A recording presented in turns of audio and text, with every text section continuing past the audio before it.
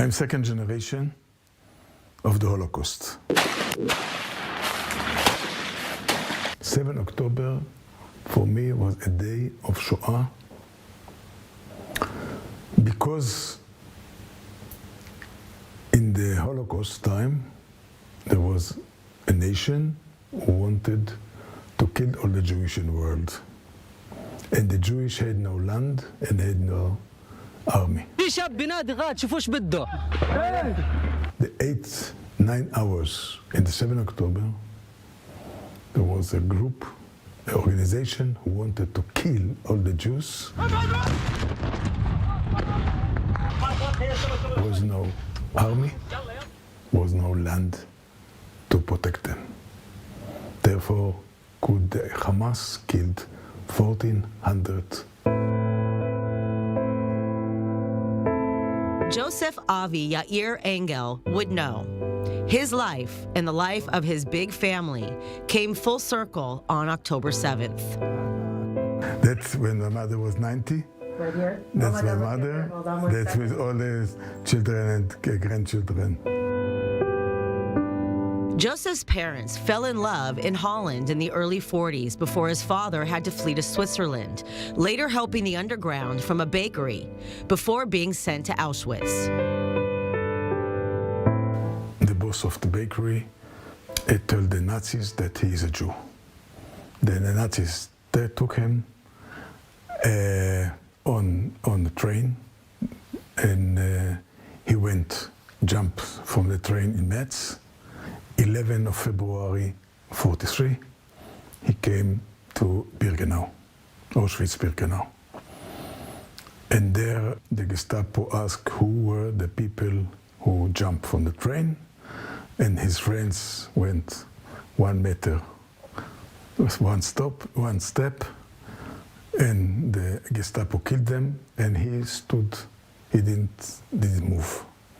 So he stayed still in life there. He get the number 101057, and the person, the capo who make his number, the number was a friend from school from Czechoslovakia. And he told him, be quiet, what is going to happen here. And he was sending to work in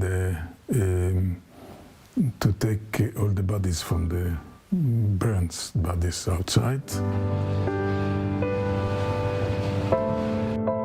His parents reconnected after the war, and Joseff himself is somewhat of a miracle baby and a fixture of Israeli history. 17 April, they got 46, they got the papers, and on the boat Champignon, they came to Israel at the 24 April 46, and about 2 months after came the first baby, that's myself. I was made in Holland, I grew up in France, and I was born in Palestine. Wow. Palestine, Eretz Israel. These trees are from what year? It's 1937. More than a half a century ago, Joseff and his family became the pioneers of kibbutz Ramat Rachel outside of Jerusalem.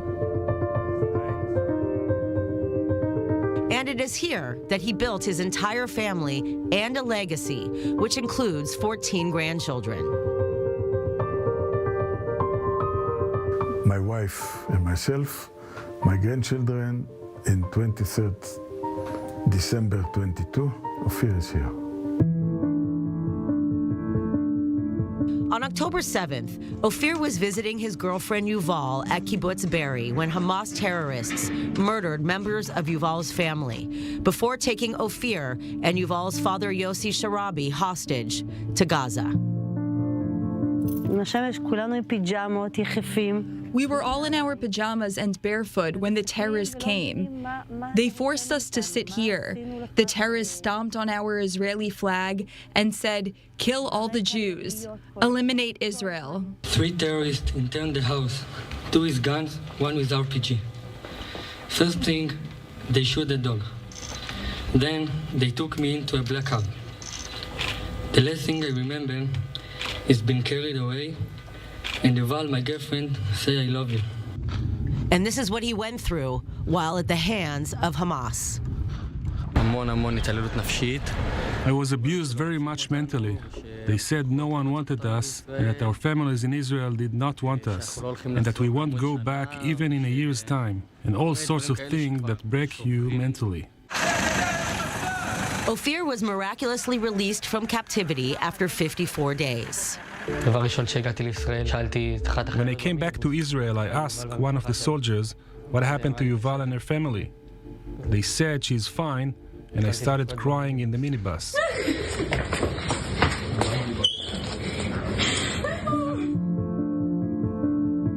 But tragically, on January 16th, the world found out the fate of Yossi Sharabi and Itai Svirsky, who were killed in Hamas captivity. In every moment the hostages are there is danger. They have no time. Why do I get to be here and they don't?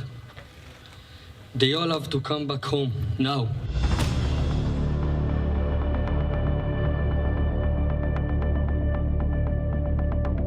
And that's a bomb in one of the houses.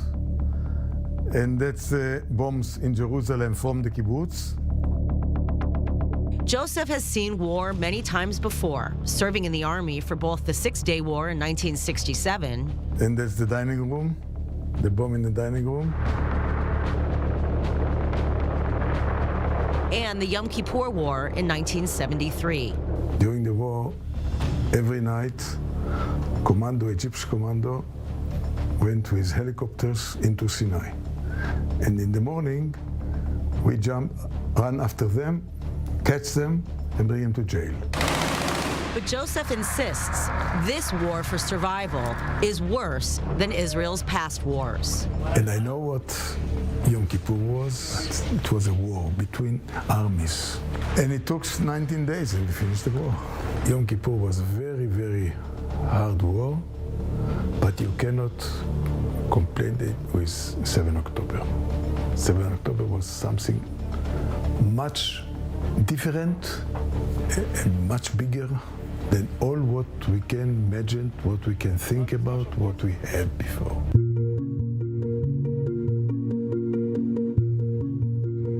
In the time from Peres, all the pictures are with the camera. Joseff has perspective as well as professional and life experience. He was a right-hand man, dear friend, and photographer of former Israeli President Shimon Peres. In 2005, when we went out Gaza, all the Jewish settlements went out Gaza by Sharon government, there was a border. And they could build up a state. The dream of Shimon Peres, my boss, was to make from Gaza Singapore of the Middle East. That always he thought. And he built up a group, and I was the in charge of the building tourism in Gaza.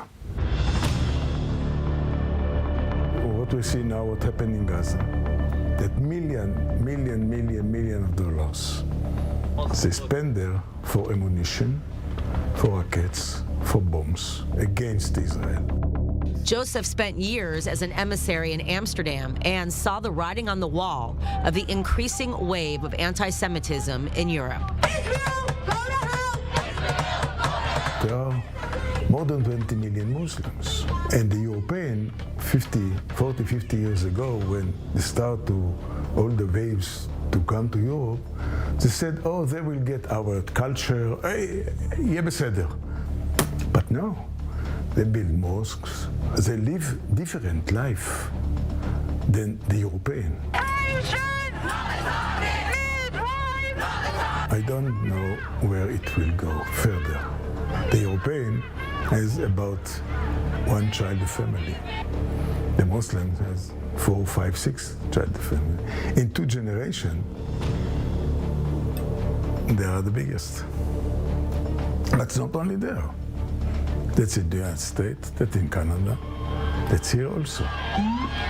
So we have We have to think a new way, how to live together.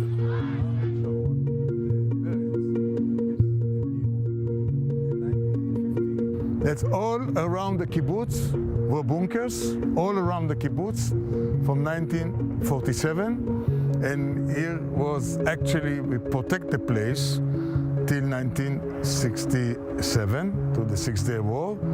And I've been here at the Six-Day War. And we had here a small war. After skirmishes going back to before the 1948 War of Independence, somehow the residents of Kibbutz Ramat Rachel and the surrounding Arab-Israeli villages found a way to live together peacefully. You see the trees there, the olive trees there down? That was Jordan. The border went to the trees and then go down. You see the valley there? In the valley. In the meantime, Joseff is trying to remain optimistic about the future of Israel in the shadow of the catastrophe that began on October 7th. We have no other chance. We have to continue. I have to say that the war showed us that we have a very, very good and strong nation from all the sides. We feel that we are one nation, strong nation. A nation united by one common goal, to bring the hostages home. אני רוצה להעביר מסר לכל מנהיגי העולם I want to send a message to all world leaders that conditions in captivity are horrible and each day feels like eternity, in conditions that no one can live in. We must do everything possible as soon as possible to bring the hostages back.